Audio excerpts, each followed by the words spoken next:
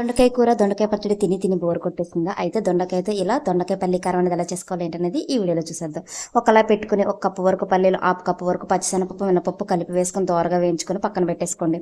ఇప్పుడు దొండకాయ ముక్కలు ఇలా పొడవుగా కట్ చేసుకుని ఒక కళాయి పెట్టేసుకుని ఆయిల్ వేసుకుని వీటిని దోరగా వేయించుకోండి.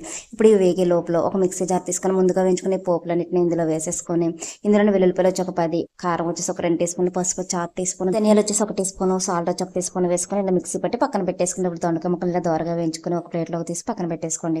అదే కళాయిలో అదే ఆయిల్లో పల్లీలు వచ్చేసి ఒక హాఫ్ కప్ వరకు వేసుకుని ఎండుమిర్చిని కట్ చేసి వేసుకుని కరివేపాకు వచ్చి 2 రెమ్మల వరకు వేసుకుని పోపు మొత్తం వేగిన తర్వాత ఉల్లిపాయలు వచ్చేసి ఒక కప్పు వరకు వేసుకుని పచ్చిమిర్చి ఒక 4 కట్ చేసి వేసుకొని ఉల్లిపాయలు వేగిన తర్వాత ఇందులోనే దొండకాయ ముక్కలు ఫ్రై చేసుకున్నాం కదండి, వాటిని అన్నింటినీ కూడా ఇందులో వేసేసుకొని ఇవి కొంచెం ఫ్రై అయిన తర్వాత పల్లి కారం కూడా ఇందులో వేసేసుకొని బాగా కలిపేసుకొని ఒక 10 నిమిషాలు దీన్ని మొత్తం కూడా ఫ్రై చేసుకున్నారంటే దొండకాయ పల్లి కారం అనేది రెడీ అయిపోయింది. ఎప్పుడు ఒకేలాగా కాకుండా ఇలా వెరైటీగా చేసి పెట్టిన లొట్టలు వేసుకుంటూ తినేస్తారు.